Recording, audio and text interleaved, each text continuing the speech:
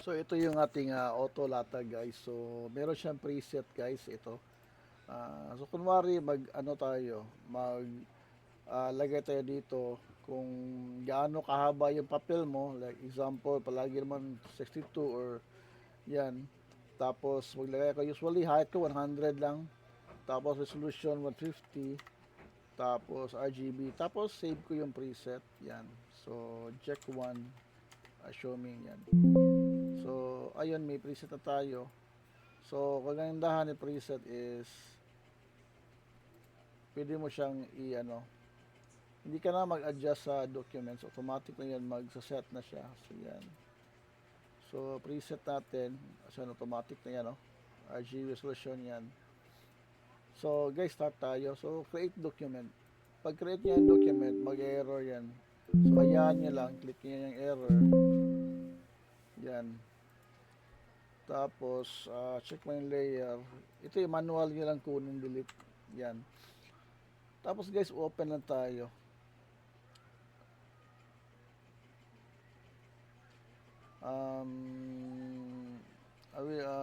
Gawin ko yun yung ano,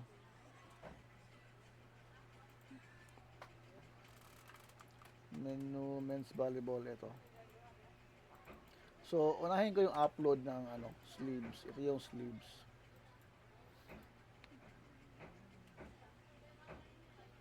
Yan. I-upload mo lang dito sa photos, open mo lang lahat. Tapos i-open ko din si ano, si body. Yan, si body natin. Ito yung nagawa ko guys, pero gawa tayo ulit.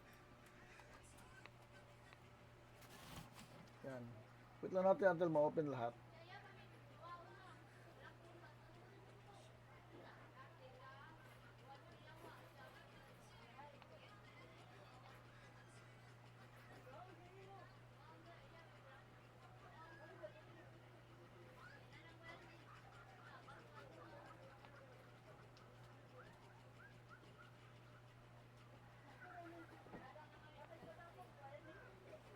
Taga lang kasi bigat yung file. Wait lang natin ma-open lahat.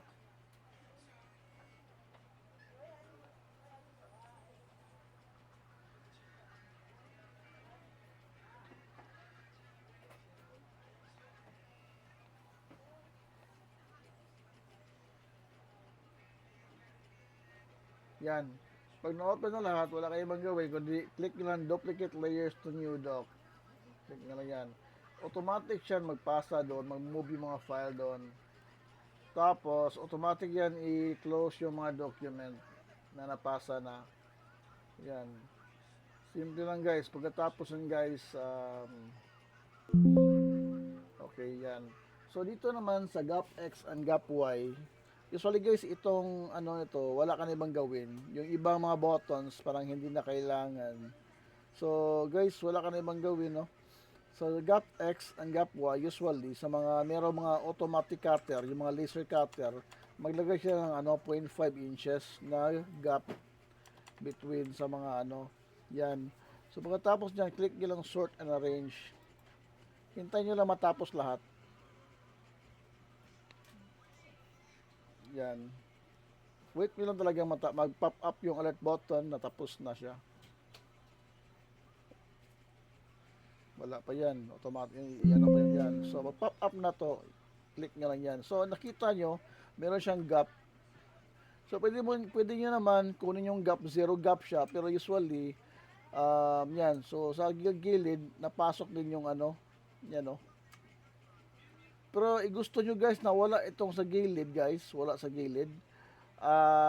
Gawin nyo lang is, ano, yung may isang, ano ako, auto nesting, yung pang-text ko.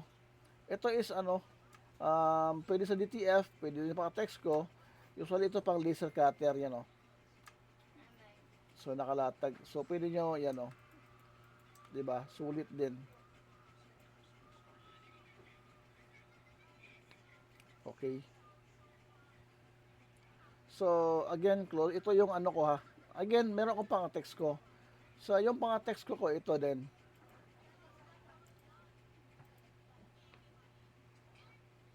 Saan ba yung mga text ko po?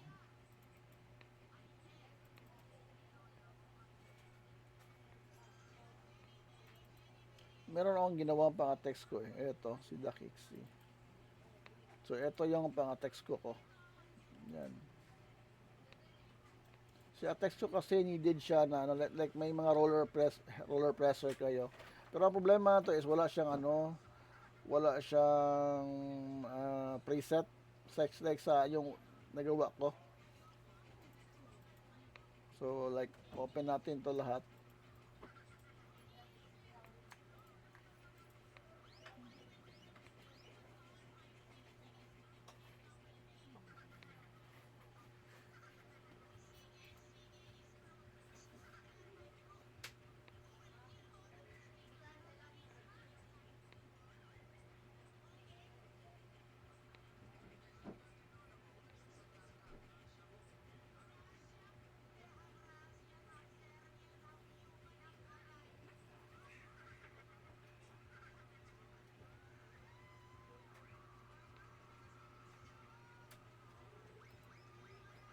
Yan, tapos open natin sa sleeves.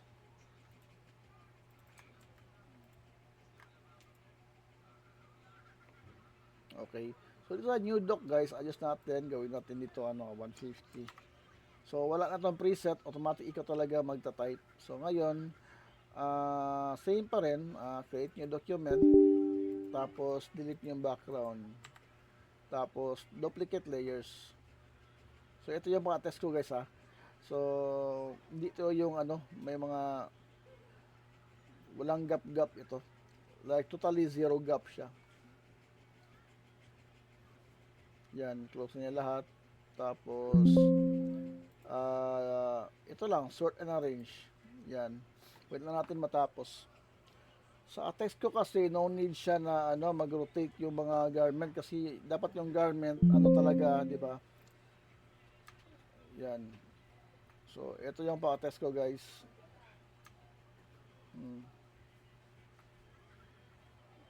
So, lahat siya naka lang.